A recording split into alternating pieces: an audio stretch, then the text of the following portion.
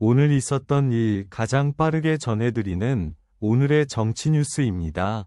황교안 무소속 대선 후보가 1일 김문수 국민의힘 대선 후보 지지를 선언하며 공식적으로 사퇴를 발표했습니다. 황 후보는 이날 아시아투데이와의 인터뷰에서 반국가 세력과 부정선거를 막기 위해 사전투표까지 자신의 역할을 다했다고 강조했습니다. 황 후보는 지지자들에게 자신의 마음을 이해해달라고 당부하면서 사전투표 과정에서 부정선거를 근절하기 위해 참관인 활동을 지원한 것이 출마 이유였다고 설명했습니다. 그러나 이제 사전투표가 종료되고 본투표가 시작되는 만큼 모든 지지 세력을 김문수 후보에게 집중시켜야 한다고 말했습니다. 황 후보는 이번 대선에서 자신이 나선 이유는 부정선거를 막고 자유대한민국을 위협하는 반국가 세력과의 싸움 때문이라고 밝혔습니다. 국민의힘이 이 문제를 제대로 해결하지 못하고 방해만 한다고 판단해 직접 나섰으나 이재명 더불어민주당 후보의 당선을 막는 것이 절체절명의 과제라고 강조했습니다. 김문수 후보가 부정선거 척결을 공약으로 내세웠을 뿐만 아니라 반국가 세력과 맞설 수 있는 인물이라는 점에서 지지하기로 결심했다고 덧붙였습니다. 특히 김 후보는 과거 노동운동 경험을 가진 인물로 전향 후 우파 가치를 수호하기 위해 노력해온 점을 높이 평가했습니다. 또한 자유시장 경제를 지지하는 김 후보의 정책 방향에 신뢰를 보내며 이제는 모든 힘을 하나로 모아야 할 때라고 강조했습니다.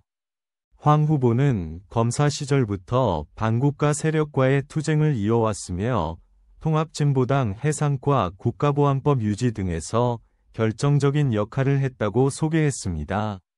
김대중 정부 당시 국가보안법 폐지 시도를 저지한 경험을 언급하며 반국가 세력과의 싸움에서 결코 물러서지 않겠다는 의지를 다졌습니다. 또한 부정선거 문제를 국제사회에 알리기 위해 미국 등과 적극적으로 협력하고 있다고 설명했습니다. 최근 모스탄 대사를 비롯한 국제선거감시단과의 논의에서 한국의 부정선거 실태가 널리 알려져 있다고 전했습니다. 황 후보는 모스탄 대사에게 부정선거 척결의 중요성을 설명한 바 있으며 고든 창 변호사를 통해 트럼프 전 대통령 측과도 소통하고 있다고 밝혔습니다.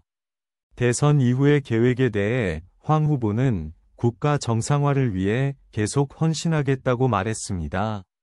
부정선거 문제뿐만 아니라 경제 회복과 남북 통일 준비, AI 및 반도체 산업 육성 등 다양한 과제가 남아있다고 지적했습니다.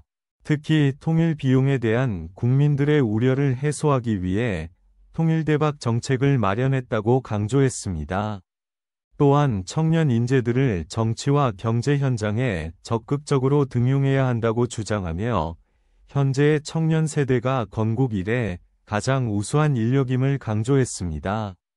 김문수 후보의 당선을 위한 구체적인 지원 방안으로 황 후보는 부정선거 감시 활동과 정책 제안을 꼽았습니다. 국민의힘이 미처 해결하지 못한 부분을 보완하겠다는 의지를 내비쳤습니다. 특히 부정선거 실태를 국민들에게 알리고 지지 세력이 김 후보를 적극 지원할 계획이라고 설명했습니다.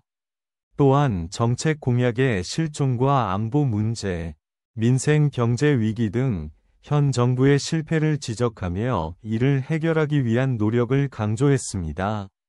국민통합과 정치개혁에 대해 황 후보는 정치권의 과도한 개입이 국민통합을 방해한다고 지적했습니다. 국회의원 수를 300명에서 200명으로 대폭 줄이는 개혁안을 제시하며 현재 의원들의 무능함을 비판했습니다. 청년 인재들이 정치에 진출할 수 있는 환경 조성도 필요하다고 강조했습니다. 출마 비용 문제를 해결하기 위한 법 개정과 국회의원 비리 근절을 위한 강력한 처벌을 병행해야 한다고 주장했습니다.